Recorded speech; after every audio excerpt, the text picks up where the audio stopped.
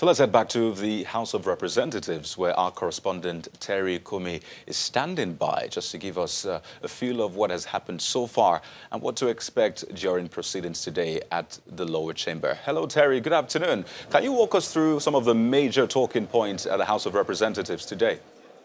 Hello, Coyote. Good afternoon to you as well. Plenary only just started about 20 minutes ago. The House of Representatives started behind schedule. It was supposed to be for 11, but started some 20 minutes ago. Yeah, it's not looking like a busy day for the House today. There are a lot of personal bills from the lawmakers, constituency, community bills for the lawmakers. But there's one particular one that is quite interesting, and that's stemming from the conversations that have arisen in the public space over the years on how effective the resolutions of the National Assembly are. There's a bill here on adherence to House resolutions by ministries, departments, and agencies, and the need to optimize the functions of the Committee on Legislative Compliance. Legislative compliance in this case would mean that if they pass a resolution, it behoves on the executive to make sure that that resolution is followed. And then they have a Committee on Legislative Compliance, which is saddled with the responsibility of following up on these resolutions. According to the paper I have here, in the 8th Assembly, over 1,588 resolutions were passed and about 1,192 petitions were considered by the House of Representatives, and most of those resolutions and petitions were not implemented. So now they're trying to ensure that all the motions should include prayers on the need for the Committee on Legislative Compliance to ensure compliance. I'd like to draw your attention to one more thing.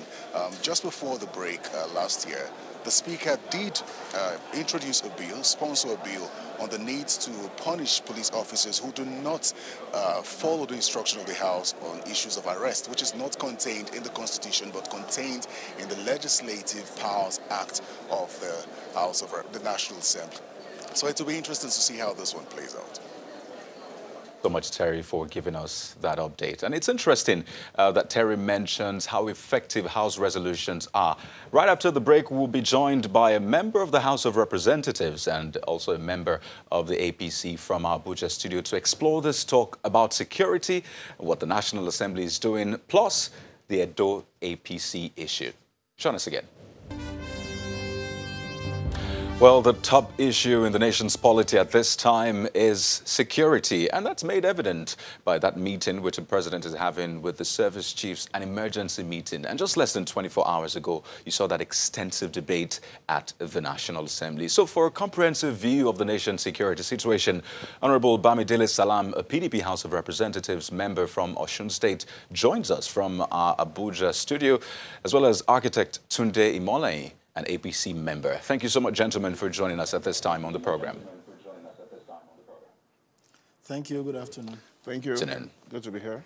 Always an honor to have you. Now, at the House of Representatives, a resolution was reached for the service chiefs to resign. And I recall the House saying if they don't resign, the president should sack them. And the question is, how did the House reach this conclusion that the service chiefs are perhaps one of the major issues with the nation's security? And that's definitely for Honourable Salam. Well, thank you very much. You must have been aware that that resolution was reached after a motion was moved by the Chief Whip of the House of Representatives, Honourable Manguno, who is himself from Borno State. And this motion was debated for close to 3 hours by members at the plenary yesterday. It was one motion that, attracted a lot of interest and attention from members from across political divide, from across geopolitical divides. Honourable Manguno, who moved the motion, is of the APC, and you had people, coming together to contribute, which in essence shows that this is an issue that goes beyond political boundaries. It has to do with trying to secure our country and trying to fulfill our first mandate as government, which is to ensure the security of lives and property. Now, this year will make it exactly 10 years that the Boko Haram insurgency, manifested and has, continued at very disturbing rate. In the last 10 years, Nigeria has spent over 8 trillion naira trying to combat this menace. And the question is, have we really achieved any commensurate result? Honourable Bamidele, let me add this question. Let me just add this question to that question you have briefly. Now, the resolution was reached. How effective, just like Terry was saying, how effective will that resolution be? Just before we bring in our other guests into this. It should be effective because, you know, we have laid a foundation for working together with the executive arm of government. Don't forget that these service chiefs were appointed in 2015, initially for a period of 2 years, renewed again after 2 years. And it was Albert Einstein who says, you know, when you do same thing, same way over a period of time, and you're expecting a different result, that is the meaning of insanity. It is quite evident that if the person who is the National Security Advisor and the Chief of Army Staff from Borno State cannot even freely travel to their own home state and be secured, if we have applied the same strategies for the past 4 to 5 years and we are not getting results, if the average man and woman in Borno, in Adamawa, in Yobe cannot conveniently say that they are, you know, secured from an attack in the next, you know, few hours, then we should ask ourselves critical questions. So, all right, let's bring in Architect Imolehin here. Mr. President especially is also interested in the security of this country and must work together with the Parliament. All right, let's bring in Architect Imolehin. That's taken. Just a moment. So let's have a robust conversation. So, Architect Imolehin, one of the major talking points at the National Assembly, especially the Senate, was that statement made by Senator Baribe calling for the resignation of the government. And we recall what the president's spokesperson responded by saying. And, you know, it's been some sort of back and forth. So the question is, aren't we at the danger of, you know, being divided over this? There's obviously a major challenge, which is security. But if we keep going this way, aren't we at the danger of, you know, fighting a divisive battle, as it were? Well, thank you very much, Kaudi. I think, let me start with the minority leader of the Senate comment. I think that was a minor call and very unimaginative that I will advise the president to disregard. And if he doesn't, I might be pressed to review my relationship with him. There are various ways in the constitutions that makes or compels a president to resign his office.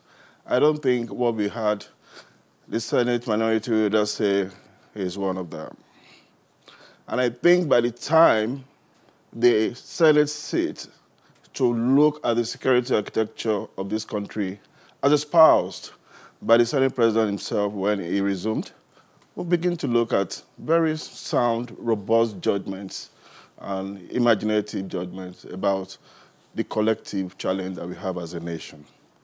Let me go over to the House of Representatives. I think they're exercising their rights as a body. You know, there are 3 arms of government, the judiciary, the executive, and the legislative. They've spoken. They had a resolution, you know, across the divide, which is beautiful. It's in the spirit of the beautiful democracy that we are, you know, developing. And right now, proactively, the president is meeting with the service chiefs. So let's see what will happen. I really believe that we are in a country, a very dynamic, you know, country, that things happen almost on a second-to-second basis. Okay, Mr. I wouldn't Imolehin, know what is instrumental. Just a moment. I would like our viewers, just a moment, pardon me for butting in. I would like our viewers to hold on to something. And this is what I'd like you to just respond to. So, for the APC, what political solution would you be bringing to the table, political solution as a party, to ensure that we tackle this security issue head-on? Briefly, please. Yes, there's so many things. I mean, I was just going to that, Kaudi, where you just stopped me. All over the world, terror wars are everywhere. And they're being fought with intelligence gathering. Right now, we're talking about state police like we never did. We're talking about community police like we never did. We are looking at issues at the community level, at the governance level. We're even doing a lot of rethinking, rejigging, and the president is, you know, receptive to so many ideas like never before. I wouldn't know why the president extended the tenure of permanent secretaries, and nobody said anything about that. So if in his own judgment, no wisdom, he said, okay, let me keep these guys based on intelligence and some other sensitive reasons, well, he cannot be faulted until you have a contrary documentary evidence to, to that effect. So let's get Honourable Salam's final words. You forgive me for butting in again because of our time. Let's get Honourable Salam's final words. So the Speaker says there might be a backing for Amotekun from the House of Representatives. So in 30 seconds, what might that be, especially for other regions that might be looking into starting something of sort concerning regional security?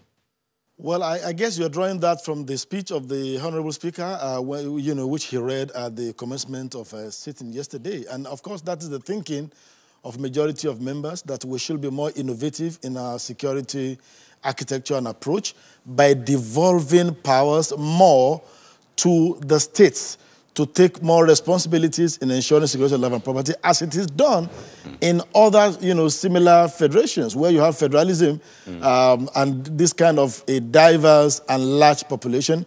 Right. You cannot but find a localized solution to problems of security. That is exactly what Amotekun is all about. Right. And the mood of the National Assembly is in support of that initiative. Right. And for the need for the federal government to collaborate more with the state to design a legal framework, design the operational framework, and allow states to take better responsibilities for those issues that in other countries of the world, you can... Honourable Salam, forgive me, but we have to go right now. But that's a fine place to leave it. I'm glad we're having a robust conversation concerning security. But I'd like to thank you so much, Honourable Bamidele Salam, a PDP House of Representatives member from Osun State, and Mr. Tunde Imolehin, an APC member. Thank you for your time this afternoon. Well, that's it on Lunchtime Politics. Thank you for watching. And don't forget, you can join the conversation online. You can also watch this on YouTube. Our channel is at Channels Television. Have a great day ahead. I am Kayode Okikulu.